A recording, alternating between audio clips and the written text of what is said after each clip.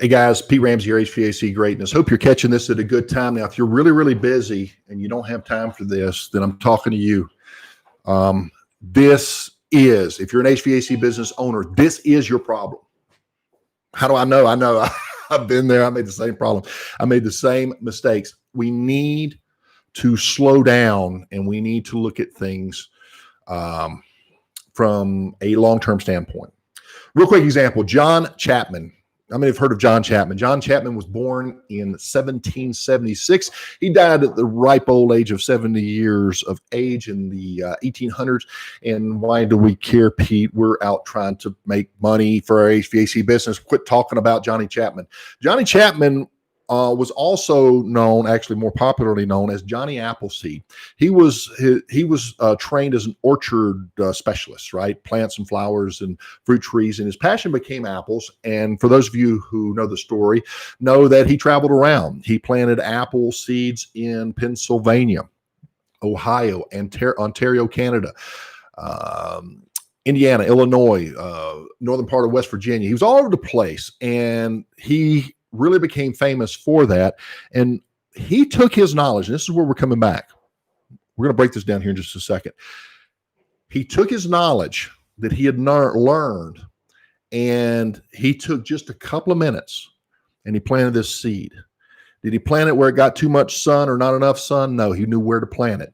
Did he plant it in the soil that was not right for the apple seed? No, he knew which soil. He knew how to loosen the dirt just right. He knew how to position the seed. He knew how deep to go. He knew how much water to get it started. He knew what time of the year. He knew all of these things, just like you and I know a lot of these things about our business.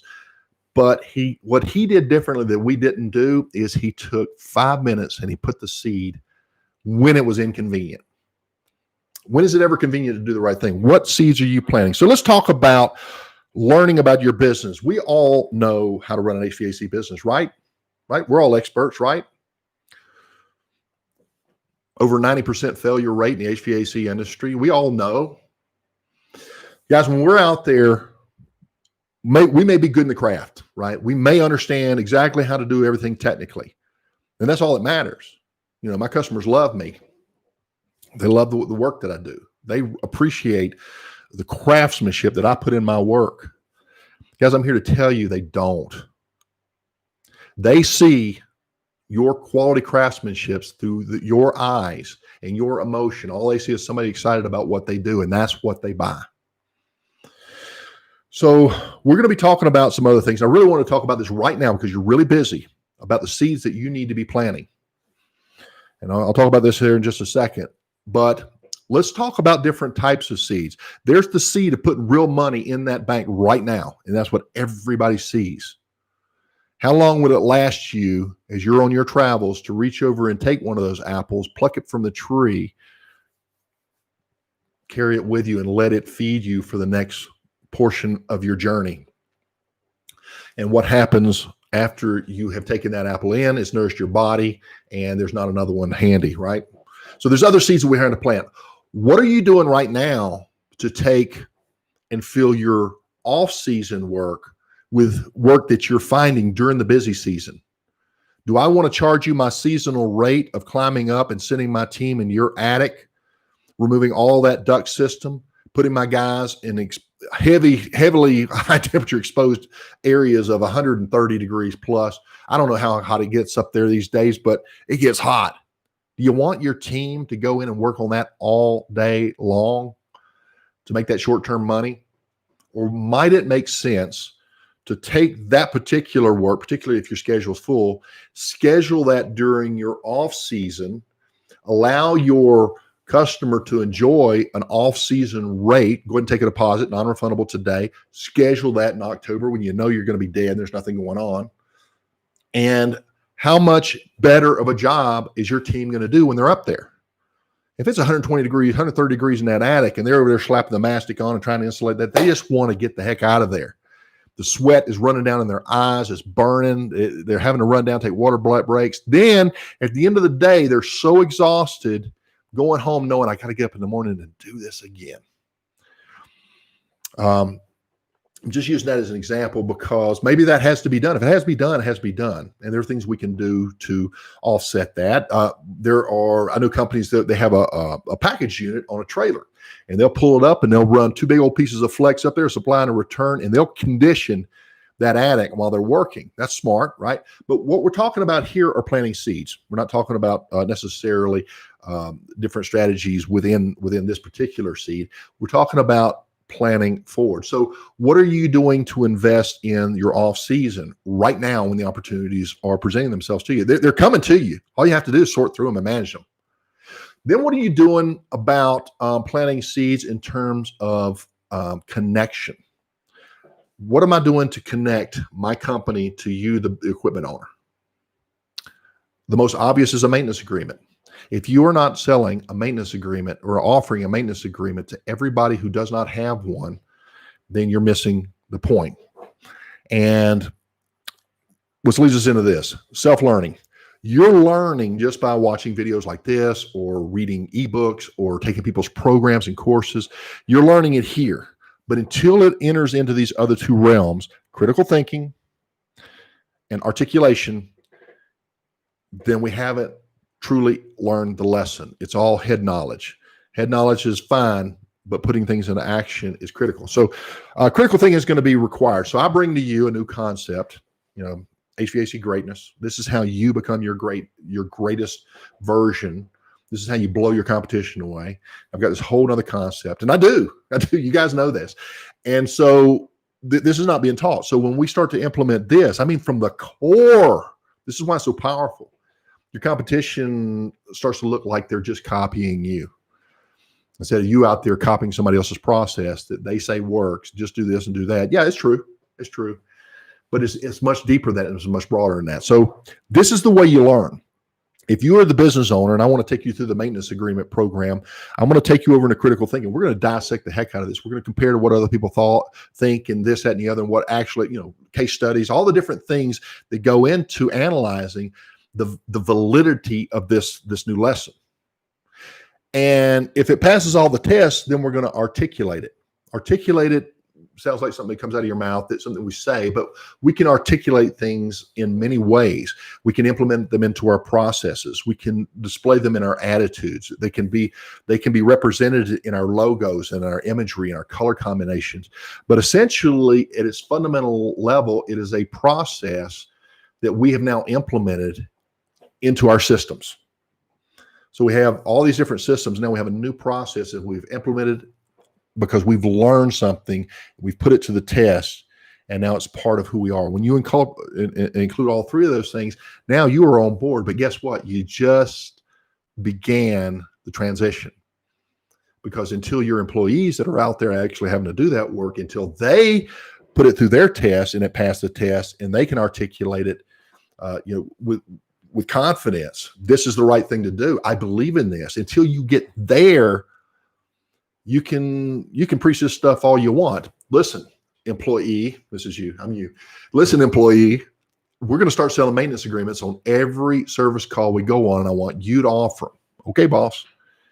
How successful are they going to be in knowing that they don't believe in it? There's something that we're just taking people's money. We don't really do anything when we're out there. So, right? So how do we address that? How do we get that shifted over into the point where they believe in it? They believe in it. Now they believe in it because they're taking action.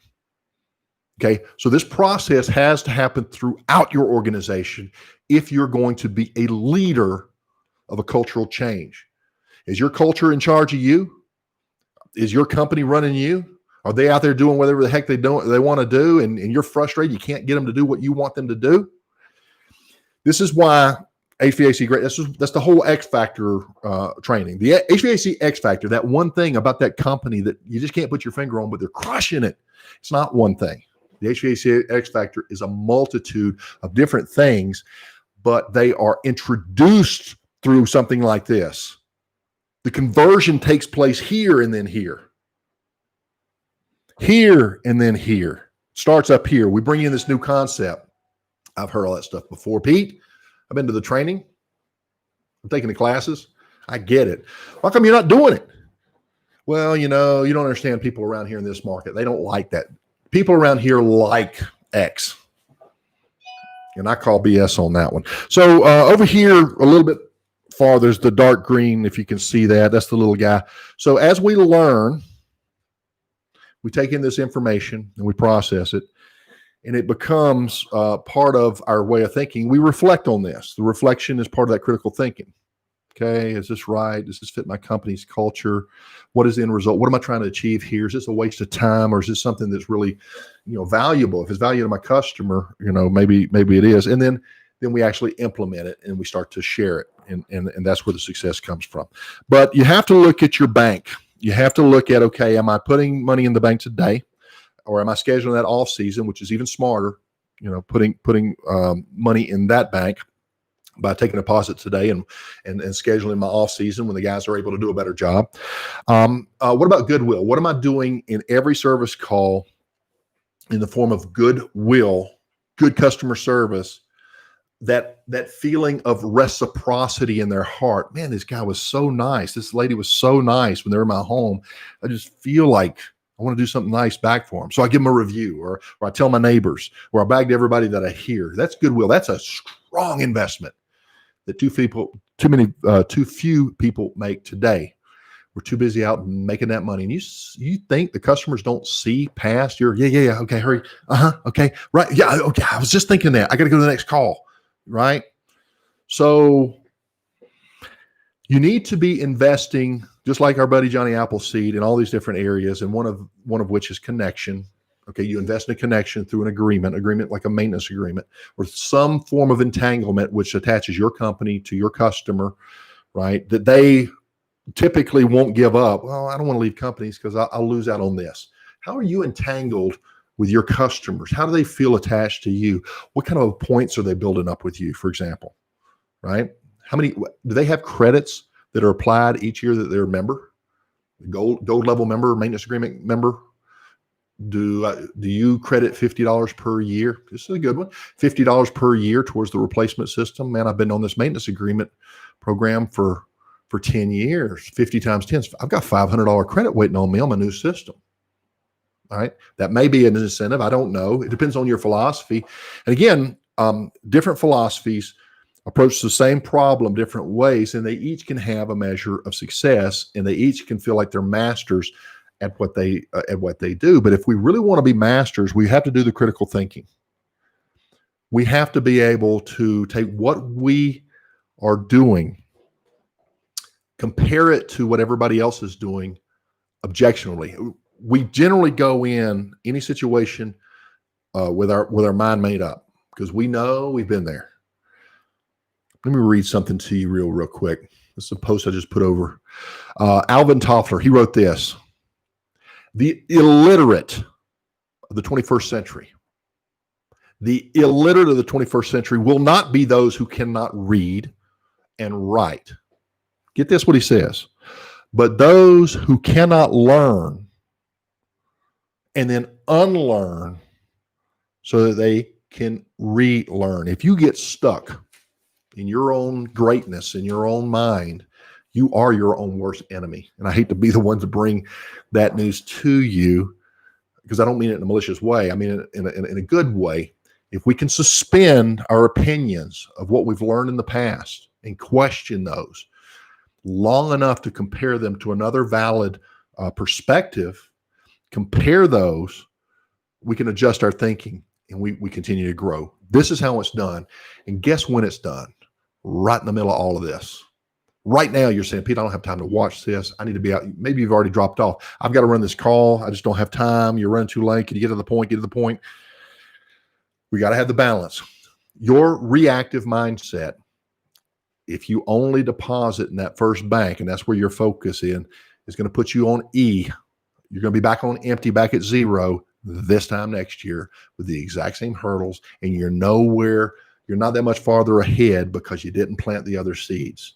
And these other seeds, we haven't elaborated on them. We can monetize these. I can show you, or we can share our information together collectively and watch on paper your company grow. Not by putting money in the bank today, but putting money in other banks or putting stock in assets in other banks along the way. And we've just mentioned a few of them. And one of the best deposits that you can make is in your own education and that of your employees, because an informed employee who knows his craft is a dangerous thing to the sales process, isn't he? He's going to blow it away, or she's going to blow it away, right? So these are all things that I hope you'll think about a little bit, something to reflect on today's crazy market. We're out there just hustling, making that money. So hopefully you'll take a moment, reflect, internalize where appropriate, and go get them. Pete Ramsey here, HVAC Greatness, wishing everybody a safe time. Be careful out there. Avoid those riots and all that crazy stuff that's going on. Don't send your team into areas unless you know they're safe, because that quick money is not worth it. We've got more things, bigger and better things down the road to be focused on, right? Pete Ramsey here, HVAC Greatness. Be safe. Remember the lessons. And anything you need, let me know. You guys take care. Bye-bye.